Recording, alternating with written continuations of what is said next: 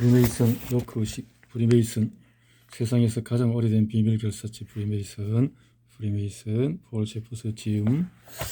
요크 의식. 고대 요크 의식을 따르는 이들은 현재 존재하는 모든 총지부가 936년 프리메이슨 요크 회의를 정통으로 이어받은 것이고, 또한 1717년 런던에서 만들어진 최초의 총지부가 고대 모든 규약 문서를 확인하면서 요크 규약을 근본으로 삼았다는 것에 대해 자부심을 감추지 않는다. 프리메이슨 역사에서 요크 의식이 두드러지는 이유는 헬리웰 문서 혹은 왕의 시 때문이다. 프리메이슨 운영 규칙을 담은 이 문서를 보면 알프레드 대왕의 손자인 에셀스탄이 924년부터 940년까지 영국을 다스렸다고 되어 있다. 그는 할아버지가 시작한 영국 군소 왕국들의 합병 과정을 끝내고 영국 전역을 다스리는 최초의 왕이 되었다.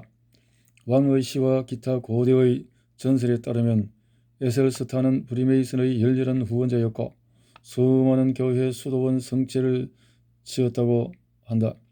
기하학을 공부했고 그 분야 학자를 해외에서 초빙하기도 했다. 조직의 질서를 유지하고 잘못을 바로잡기 위해 에셀스탄 왕은 매년 요크에서 프리메이슨 모임을 열 수 있는 권리를 주었다. 그는 또 주위의 여러 사람을 프리메이슨 회원으로 만들었다고 한다.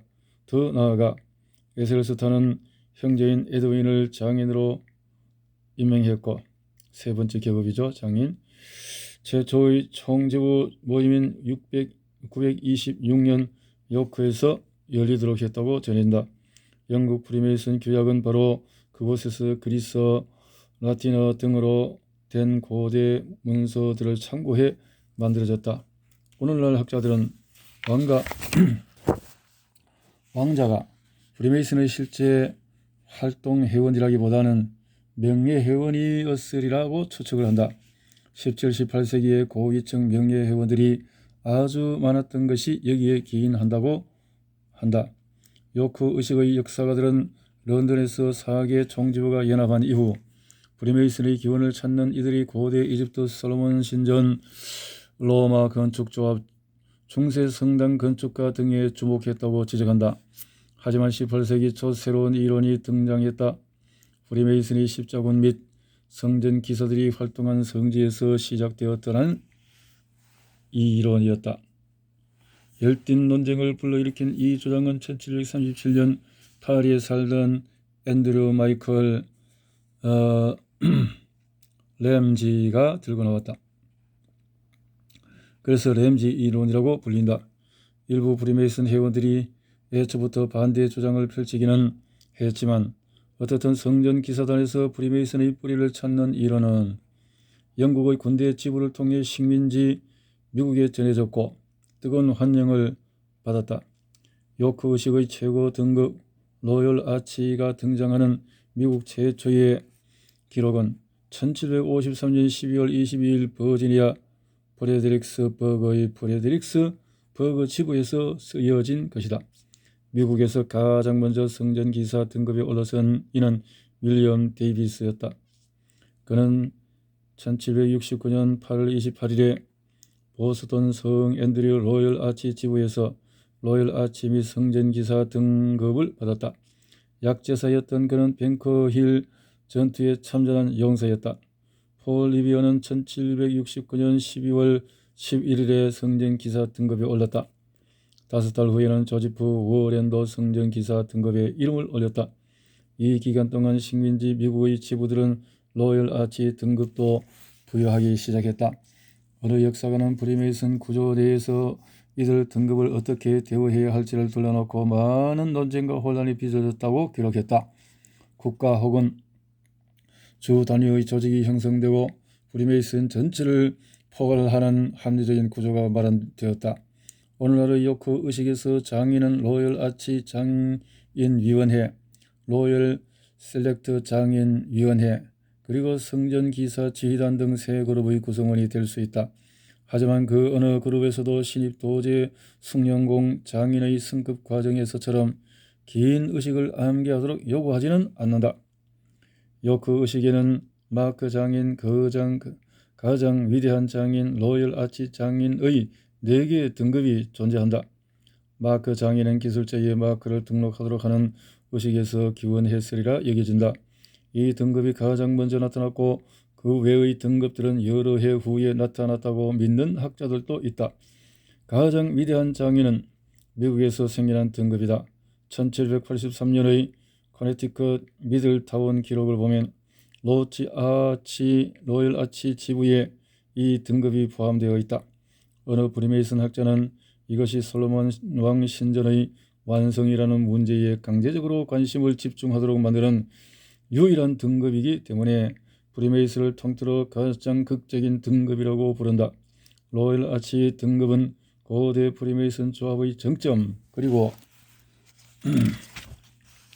프리메이슨 근간이자 정수라고 불린다.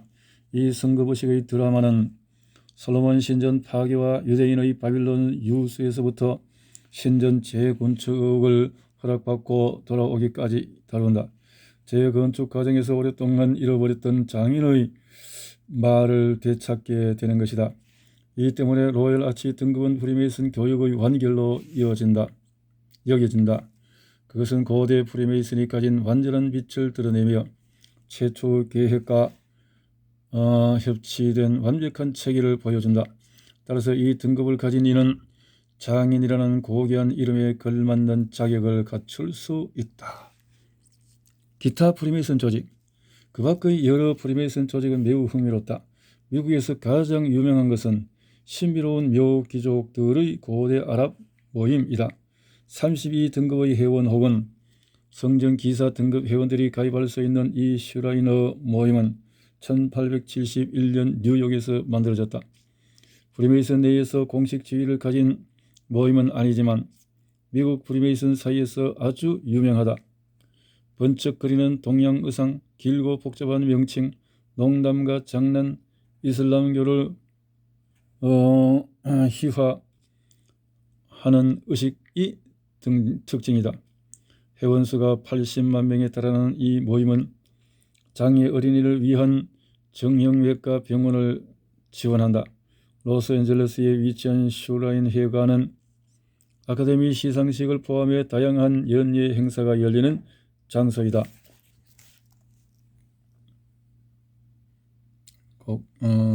모습이 꼭 이슬람 슈라인 회관이 꼭 이슬람의 어떤 형태를 띈 것 같이 보이네요. 로스앤젤레스.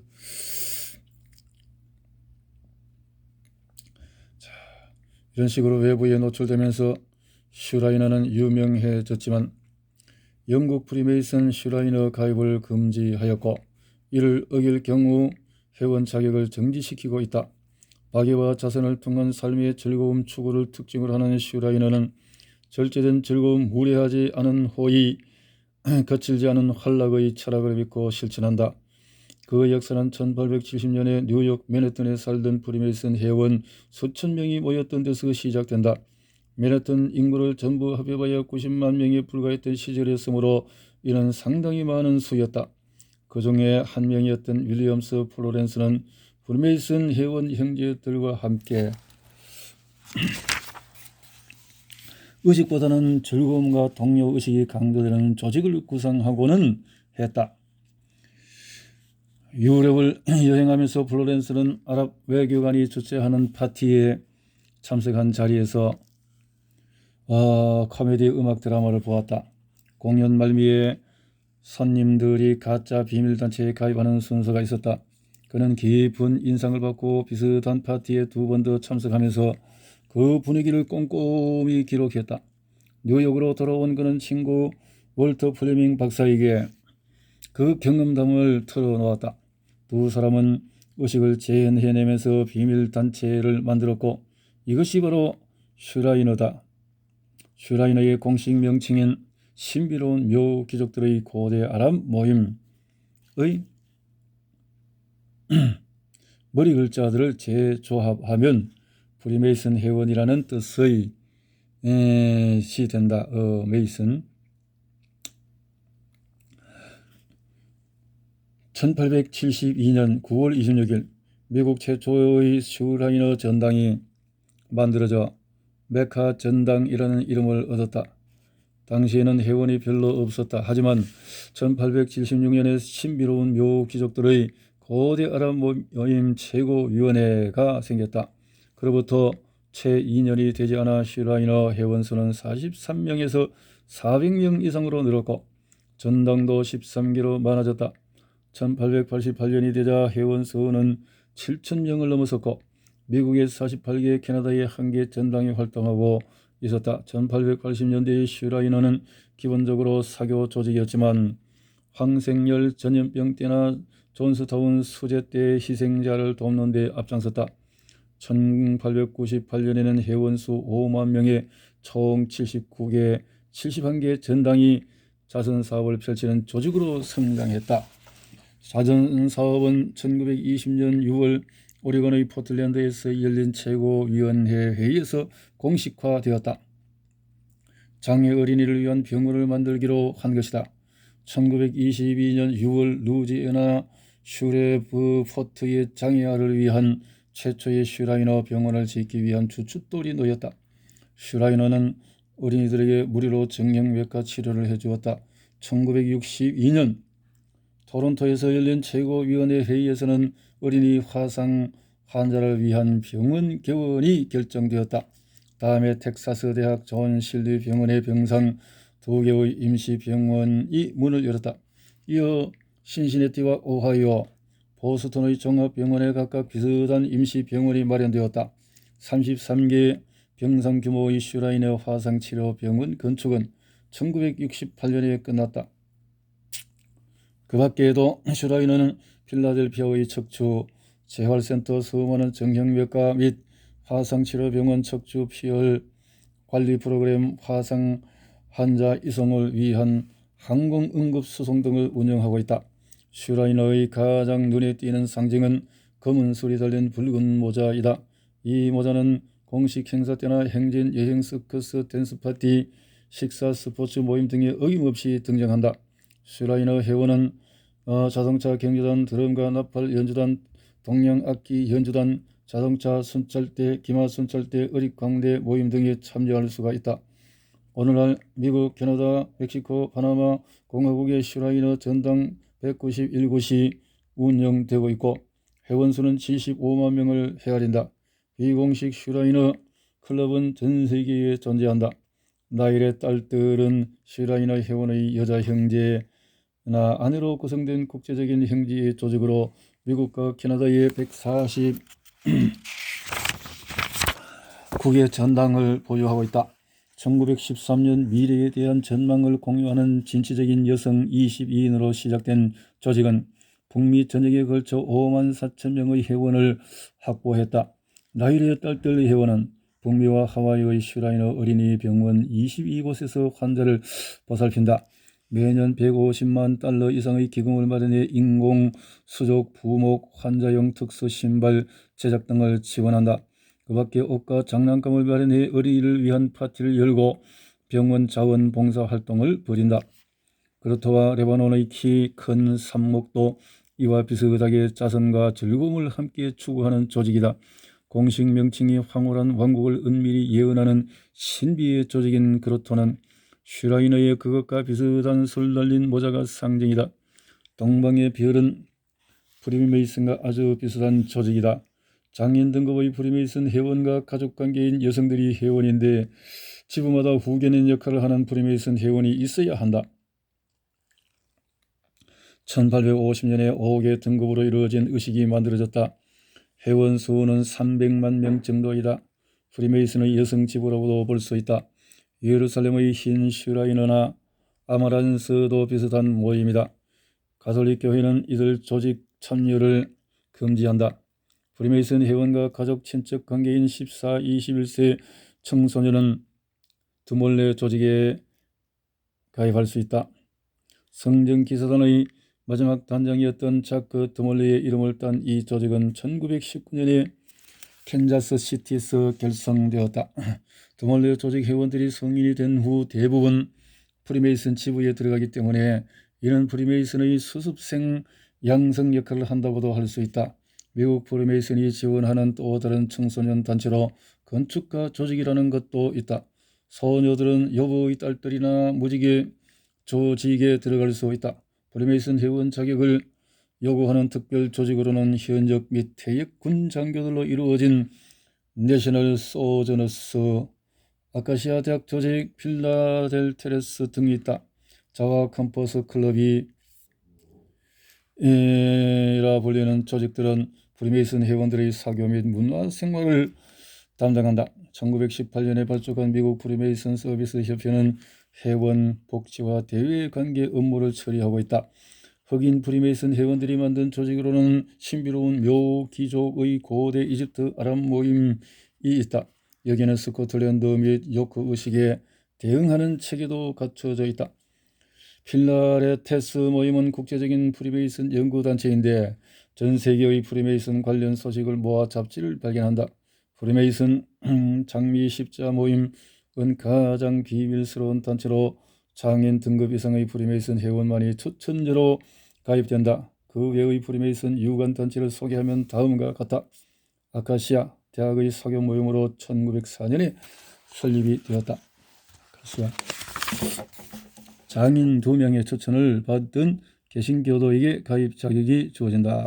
가입 개신교도하고 미국 장인들의 연구 지부 프리메이슨의 역사 연구가 주된 관심이다. 샤렘쿠 공주들의 고대 이집트 모임 슈라이너 회원들의 여성 친척들로 이루어져 있다. 자선과 사교 활동을 벌인다. 사이어츠 고대 이집트 모임이다. 매달 지부 모임에 참석하기로 서약한 프리메이슨 회원들의 모임이다. 1905년에 만들어졌으며 회원들의 유대 강화와 불우 아동 원조를 목적으로 한다. 모카나의 딸들, 황홀한 왕국을 은밀히 예언하는 신비의 조직 회원과 가족 친척 관계인 여자들이 모인 조직이다. 조지 워싱턴 프리메이슨 국가기념회 1912년에 결성되었으며 총지부 회원만 가입할 수 있다. 버지니아 알렉산드리아 워싱턴 프리메이슨 기념관을 맡아 관리한다. 고대 프리메이슨 의식을 연구하는 그랜드 칼리지라는 것도 있고 미국 프리메이슨 등급 연합위원회 로열 아치 이상에 이렇게 있고 국제 하이 투 엘브라는 것도 있고 장인 등급 회원으로 성스러운 도시를 지키는 기사단, 그래서 신앙심을 돈독하기 위해서 북미 여성 슈라이너 뭐 이렇게 영예의 군단 현역 군인들 프리메이슨 클럽에서 장인 등급 회원들 사교, 미국 프리메이슨 원조협회 프리메이슨 자선사업을 미국 프리메이슨 서비스협회 참전용사 등등 상호 길드 성전기사 내셔널 소저너스 또 이렇게 장교들 미국 장교들 중심으로 아마라스 모임 장인 등급 자 대소음 조직이라고 장인 등급 장인들로 구성되고 기사회원 조직 여기서 초록 등급상을 수여한다. 무지개 소녀 조직이라고 해서 12에서 18세 소녀로 콘스탄틴 적십자위원회 프리메이슨 철학을 연구하고 이렇게 로열 아치 등급 프리메이슨 회원이 가입할 수 있는 것이고 왕립 의립광대 조직이다 해서 슈라이너 회원들 스코틀랜드 왕립 조직이다. 5년차 이상의 쇼크 그리스도교여야 가입 가능한 이런 것도 있네요. 미 합중국 레바논의 키 큰 산모 사교 모임 최하 등급인 신입 도제부터 최고 등급에 이르기까지 모든 회원에게 비밀 음수를 요구해온 탓에 프리메이슨은 외부에게 두려움의 대상이 되었다. 자체문 안쪽에서 무언가 불길한 일이 벌어지고 있다는 오해를 불러일으켰던 것이다. 이렇게 오해인가 실제인가 이런 것들이 있었다라는 조직들에 대한 이야기들이죠. 자, 세상을 통치했던 이들 19장에서 한번 더 볼까요? 자, 프리메이슨 역사 전체를 통해서 외부로부터의 비난과 의혹은 끊임없이 제기되었다. 프리메이슨은 이 요사성의 씨앗, 반그리스도, 암흑의 신비주의, 사단 숭배, 기존 질서에 대한 혁명적 위협 등 다양한 혐의를 받았다. 18, 19세기의 유럽 전제 왕조들은 프리메이슨이 혁명을 조정한다고 생각해서 억압 정책을 폈다. 1919년에서 20년에 헝가리에서 정권을 받은 미클로스 호르티는 군 장교들이 프리메이슨 치부를 습격하도록 했고, 그 과정에서 도서관 각종 기록과 자료, 예술품 등이 파괴되었다. 프리메이슨 소유 건물은 압수당했고 반 프리메이슨 전시회 장소로 이용되었다. 1920년에는 공식적으로 프리메이슨이 불법화되었다. 독일에서는 앞서 설명한 대로 제1차 세계대전의 영웅인 에리히 폰 루텐도르프 장군 부부가 1920년대 내내 반프리메이슨 반유대 운동을 주도했다. 이들은 조직의 비밀을 샅샅이 파헤쳐 프리메이슨을 말살하자는 내용, 그리고 1차 대전에서 독일의 패배는 유대인과 프리메이슨 탓이었다는 내용을 담은 소책자를 만들어 퍼뜨렸다. 이보다 늦게 나온 히틀러의 나의 투쟁 1920년대, 히틀러가 민주정복 전복을 시도했다가 감옥에 갇혀 쓴 책인데에도 프리메이슨이 유대인 휘하에 있으며 유대인을 위한 훌륭한 도구 역할을 담당한다는 주장이 포함되어 있다. 히틀러는 또한 1차 대전 이후에 독일이 자기 보호라는 국가적인 본능을 잃고 마비 상태에 빠진 것도 프리메이슨이 조장한 결과라고 보았다. 1931년 나치 당원들에게 배부된 행동 지침을 보면은 유대인에게 대해, 그리고 유대인의 정복인 프리메이슨에 대해 농부들이 가진 적대감은 더욱 고조되어야 한다라는 말이 있다. 1933년 1월에 히틀러가 정권을 잡은 이후에 히틀러의 신복 헤르만 괴링은 나치 독일의 프리메이슨이 설 자리는 없다고 공언했고, 이를 독일 총지부 그랜드 마스터에게 알렸다. 당시 독일에는 총지부 9개의 회원은 8만 명 정도였다. 규모가 큰 지부로는 세 구의 총지부, 독일 전체 프리메이슨을 위한 국가 총지부, 우정의 로열 요크 총지부가 있었다. 이들 총지부 대표들에게 나치 정부의 지침이 전달되었다. 지부 활동이 전면 금지되는 것은 아니지만 향후 프리메이슨이나 지부라는 용어는 쓰지 못하고 해외 교류를 중단하며 독일인으로 해부를 한정하고 비밀 유지 원칙을 파기하고 구약 성서를 바탕으로 만들어진 의식은 폐지하라는 것이었다. 독일 프리메이슨 협회는 명칭을 프리데릭 대제의 전국 그리스도교 조직으로 바꿔야 했다. 1920년 반프리메이슨 운동을 주도했던 에리 폰 루텐도르프는 이렇게 그놈은 얼굴의 모습이고 아주 혁명가적인 모습이네요. 독일 농업부 장관인 발트 다레 박사는 대중 앞에서 프리메이슨은 독일 농민의 원수이며 나치 정책에 대한 반대 파업을 계획 중이라고 말했다. 작센 지방 정부는 중앙 정부의 입장을 받아들여야 한다면서 프리메이슨 회원이 교육 등 공공 서비스 분야에서 일하지 못하도록 했다. 1934년 괴링은 프러시아의 총리 자격으로 프러시아에서 가장 오래되고 영향력이 컸던 총지부들을 해산시켰다. 이들은 국제 프리메이슨 조직에 연계되어 새로운 정부에게 적대적이라는 것이 그 이유였다. 베를린의 나치당은 몇 년 동안 프리메이슨 회원이었던 자 혹은 고위 등급에 올랐던 자는 당원이 될 수 없다는 규정을 발표했다. 프리메이슨 지부들은 유대 문화의 뿌리를 둔 교리와 의식을 가졌다는 이유로 공격당했다. 국방장관은 군인들의 프리메이슨 신규 가입을 금지했고, 기존 회원은 즉각 조직에서 탈퇴하라고 요구했다. 프리메이슨 회원인 예비군 장교들은 훈련에서 제외되었다. 아돌프 아이히만이라는 젊은 오스트라리아인 하사관이 1934년 독일 폭풍부대의 정보과에서 일하게 되었을 때 그가 맡은 비밀 임무는 유명한 독일 프리메이슨 회원들의 명단을 작성하는 것이었다. 프리메이슨의 국제적 성격에 대한 분석이 이루어지면서 유대인 문제를 심각하게 인식한 아이히만은 상사인 라인하르트 하이드리히와 함께 최종적 해결이라는 유대인 말살 정책을 기한한다. 1835년 8월 8일 나치 신문인 민족 관찰자는 독일 내 모든 프리메이슨 지부를 해산한다고 선언하였다. 프리메이슨은 또한 1차 세계대전을 촉발했던 프란시스 페르디난트 대공의 사라예보 암살 사건 1914년의 배후로도 비난을 받았다. 폰 힌덴부르크 대통령이 프리메이슨의 국가 전복 활동 일로 혐의를 발표하자 내무장관은 즉각 모든 프리메이슨 지부를 해산하고 그 재산을 압수하라고 명령했다.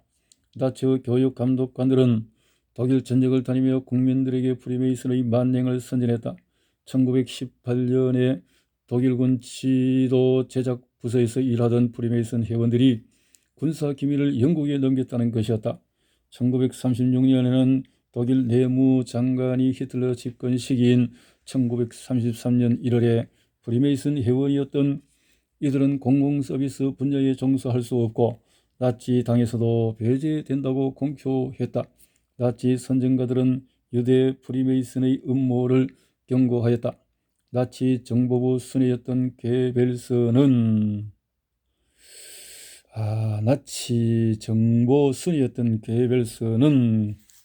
민주주의란 프리메이슨 음모가들이 좌지우지하는 제도라고 설명을 했다.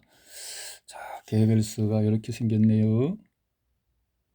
게벨스, 반프리메이슨 박람회를 개최했던 나치 선전장관 게벨스. 1937년이 되면서 수많은 프리메이슨 회원들이 강제 수용소로 끌려갔다. 비밀 경장 게슈타포는 프리메이슨 회원 명부를 압수했다. 게벨스는 미넨에서 반프리메이슨 박람회를 개최했다. 정보부서의 프리메이슨을 담당하는 특별과가 만들어졌고 결국 프리메이슨은 유대인 문제에 관련되었을 뿐 아니라 언론과 여론을 조작하는 정치적 힘을 가진 자율적 이데올로기로 전쟁과 혁명을 꾀한다는 결론이 내려졌다. 1938년 3월 13일, 12일 나치가 오스트리아로 진주하면서 게슈타포는 비엔나의 총지부를 접수하고 군중들이 난입해 문서 은그릇, 그림, 조각상, 가구 등을 파괴하도록 만들었다. 그랜드 마스터인 리하르트 슐레징거는 체포되었다가 석방 직후 고문 후유증으로 숨졌다. 총지부가 두 곳에 존재하던 체코슬로바키아에서는 1939년 3월의 독립군 점령 후에 프리메이슨 회원 4,000명이 체포되었다. 그 대부분은 강제 수용소로 보내졌다. 5% 미만의 회원들만이 영국으로 무사히 탈출했고 그곳에서 망명 총지부를 만들었다.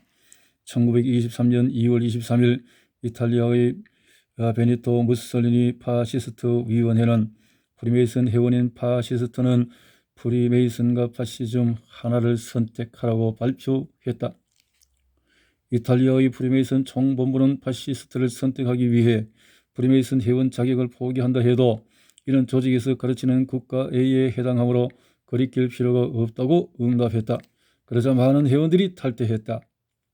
독재자 무솔리니는 1924년 8월에 파시스트 정부에 동조하지 않는 프리메이슨 회원들을 색출해야 한다고 선언했다. 여러 위원회들이 프리메이슨 관련 정보 수집 임무를 부여받았다. 1925년의 어느 인터뷰에서 무솔리니는 영국, 미국, 독일의 프리메이슨은 자선 및 박애 단체이지만 이탈리아의 프리메이슨은 프랑스 총본부에 종속된 정치 조직이며 프리메이슨 회원은 영국이나 프랑스의 첩자이자 이탈리아 군사 행동의 반대자라고 말했다. 저명한 프리메이슨 회원들이 줄줄이 암살당했다. 1925년 1월 무솔리니는 이탈리아의 모든 프리메이슨 조직을 해산했다. 이탈리아 총본부의 그랜드 마스터인 코미지오 토리지아니는 1932년에 리파리 제도로 추방당했다가 곧 사망했다. 그 밖에 사회 지도층의 프리메이슨 회원들이 수백 명이나 추방되었다. 1925년부터 1927년까지 무솔리니의 검은 셔츠 부대는 밀라노, 플로렌스 등 도시에서 프리메이슨 회원집을 습격했고 최소한 100명 이상을 죽였다. 참 대단한 이 순환의 시기가 있었군요. 마드리드와 바르셀로나의 총지부에 설치되어 있던 스페인에서는 마드리드 총지부가 폐쇄되고 반정부 음모죄로 수많은 프리메이슨 회원들이 체포되었다. 1935년 군인의 프리메이슨 가입을 금지하는 법안이 통과되었다. 1936년에는 스페인 내전이 시작되자 총지부는 브뤼셀로 옮겨졌다. 그해 10월 프리메이슨 회원 6명이 교수형을 당했다. 내전 동안 프랑코 장군의 군대는 프리메이슨 건물을 파괴하고 재산을 압수했으며 회원들을 처형했다. 코르도바에서는 프리메이슨 회원이라 추측된 이들이 모두 죽임을 당했다. 그레나다에서는 회원들에게 구덩이를 파괴한 후 총살시켰다. 스페인 전역과 스페인령 모로코와 카나리아 제도에서 프리메이슨 회원들은 수백 명씩 죽임을 당하거나 감옥에 갇혔다. 카디스에서는 고문을 당한 후에 처형되었다. 세르비아에서는 누구나 프리메이슨 회원을 찾아 죽일 수 있도록 신문의 명단이 공개되기도 했다. 말라가에서는 프리메이슨 회원 80명이 목을 조르는 방식의 스페인 전통 교수형에 처해졌다. 1938년 스페인 내 프리메이슨 묘지에 새겨진 조직의 상징을 모두 없애라는 프랑코의 명령이 떨어졌다. 1939년에는 정식으로 프리메이슨이 불법화되고 회원 가입이 형사 범죄로 다루어졌다. 프리메이슨을 공개 비난하지 않는 사람, 자신이 아는 회원 이름을 경찰에 밝히지 않은 사람은 체포 구금되었다. 프랑스에서는 파시스트에 동조하는 상하원 의원들이 모여 1935년 반프리메이슨 의회행동연합이라는 단체를 결성하였다. 이들은 프리메이슨을 쳐부술 때가 왔다. 프랑스군은 프리메이슨의 최후를 향해 퇴각이나 휴식 없이 싸워야 한다라고 선언했다. 1940년 6월 프랑스가 독일에 점령했을 때 꼭두각시 BC 정부는 프랑스 프리메이슨 총본부를 해산하고 그 재산을 압류했다. 프리메이슨 건물은 폐쇄되었고 출입하는 자는 사형에 처한다는 경고가 뒤따랐다. 다른 나라에서처럼 그 건물은 반프리메이슨 박물관으로 바뀌어 갔다. 프리메이슨 회원들은 가택수색을 당했고 하던 사업이나 직장에서 밀려났다. 2차 대전 당시에 침략당한 나라 어디에서나 이런 일이 벌어졌다. 1942년에 히틀러가 직접 프리메이슨을 비롯한 국가사회 주요의 적들이 오늘날 벌어진 전쟁의 원인이라고 천명했다. 프리메이슨 도서관이나 문서고 지부들은 과학 연구를 위해 몰수당했다. 압수된 자료들은 나중에 박물관에 전시되었다. 반프리메이슨 박람회에 게시되었던 설명을 보자. 프리메이슨의 수수께끼 같은 어두움은 오래전에 거두어졌다. 1933년 음모가 분쇄된 후 그 비밀이라고 하는 것이 만천하에 공개된 것이다.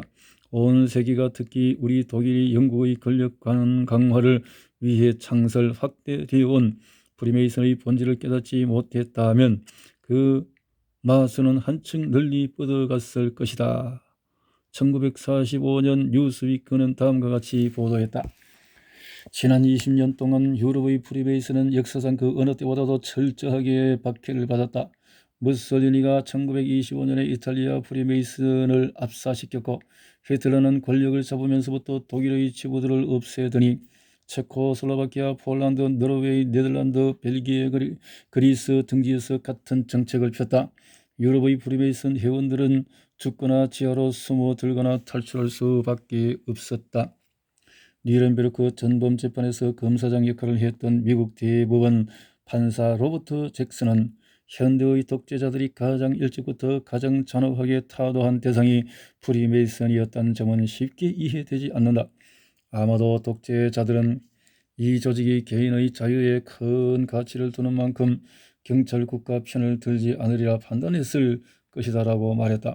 나치 독일이 패배하고 동유럽이 소련 수중에 떨어졌을 때 조직 재건을 향한 프리메이슨의 희망은 곧 꺾이고 만다.